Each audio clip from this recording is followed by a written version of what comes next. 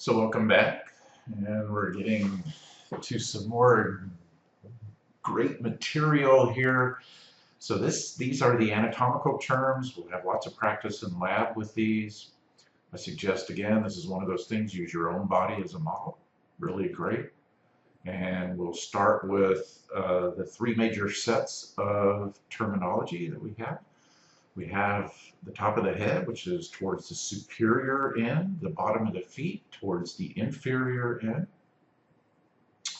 We'll then have the front of the body called the anterior aspect, and then of course the back side is the posterior aspect. And the last of the major pairs of anatomical descriptions is the medial aspect towards the middle versus the lateral aspect towards the side, right, towards the fingertips, towards the arms. Now, for limbs, we have a slight variation here. We don't use medial to lateral or any other terms that we just talked about. We refer, at least in this class, we refer these two terms distal and proximal. So we'll always refer to the point of attachment here of the limb, be it the hips for the leg or the shoulder joint for the arms, as the point of attachment. So if you're looking at two terms, if you're talking about two different locations on the arm, let's say the elbow versus the wrist, you would say the elbow is proximal because it's closer to the point of attachment at the shoulder than the wrist is. So the elbow is proximal to the wrist. Or you could just as equally accurately say the wrist is distal to the elbow. Now where it becomes really interesting is describing fingertip. This is a distal lateral. We're back to the medial, distal proximal, excuse me. We're back to the medial lateral. And we have our anatomical position, right, with our palms facing forward. I could ask you, the thumb is blank to the middle finger. And you would respond, hopefully, that the thumb is lateral to the middle finger, right, because it is further to the side. Or I could ask you, the little finger is what to the index finger? The little finger would be medial to the index finger. So these are a lot of terms, a lot of things that I'm throwing at you. And but this is a great figure showing you how different structures are related to each other in terms of anatomical position. A couple others that I really want to emphasize right now, and I've been using them, kind of throwing them around loosely, are superficial and deep. Superficial means towards the exterior, towards the skin, whereas deep means towards the cavities of the body, towards the innermost portions of the body. So those are two to consider as well.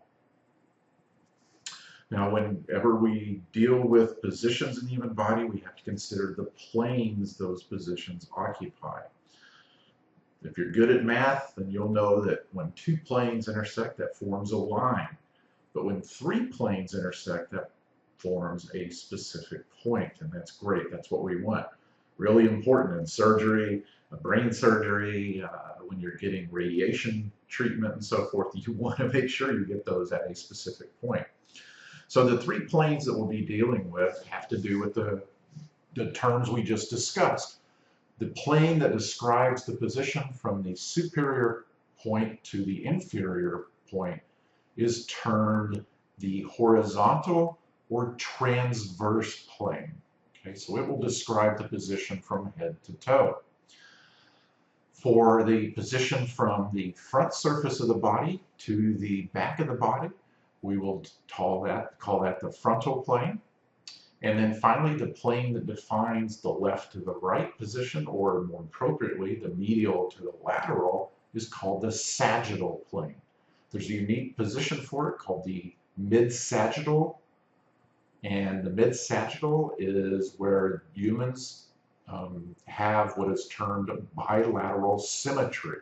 In other words, if we fold over our structures from the right and the left side, we should have a similar structure on both sides. So down this middle line, this mid-sagittal plane, we should be able to fold the body over and see equal components.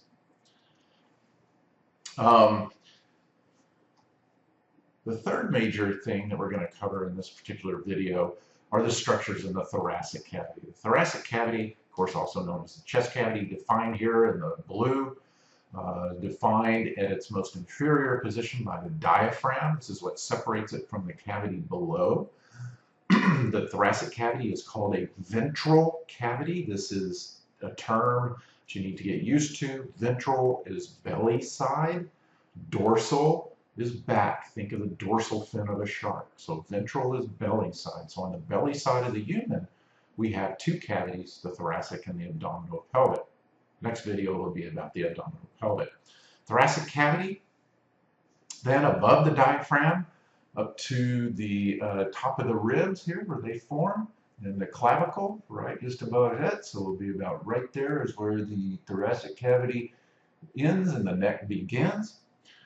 We have in the thoracic cavity, of course, the heart and the lungs, the major organs here. You'll see also in this slide the other definitions of the limits of the thoracic cavity. Now, the thoracic cavity organs reside within membranes, or they're encapsulated within membranes. And I should also point out that there is a region in the thoracic cavity called the mediastinum or mediastinum that defines the central portion of the thoracic cavity. So within the mediastinum is the heart, right? Also some other structures we'll learn later. We have the esophagus, the trachea, and a few other things. But those are the most important things, a couple of glands that we'll talk about in AP2. Now, the heart resides in a membrane that protects it from the rest of the organs in the thoracic cavity. And that membrane is called the pericardium. It's a sac that covers the heart. So let's talk a little bit more about these cavities in the next video. Okay, so I just wanted to show you here a actual visual of the thoracic cavity and the membranes that are in it. We have on the left in part A the parietal pericardium. It's the one we talked about that fully envelops the heart, protects it, isolates it, and prevents infections from getting into it. And then the innermost layer of this serous membrane is the visceral pericardium. In between them is a vacuum that contains some serous fluid, and this kind of acts like a suction-y effect, so that when the parietal pericardium or the visceral pericardium moves, then the other one moves with it, in conjunction with it. So this really lowers the friction associated with the heart beating.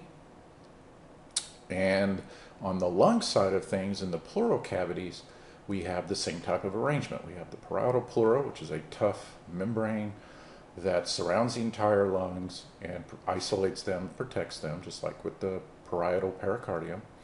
And then the visceral pleura is the innermost layer, which is actually the outer surface of the lungs. So you got to kind of work that terminology there, where the visceral pericardium is actually the outer surface of the lungs. It is the inner layer of the membrane, but the outer surface of the lungs.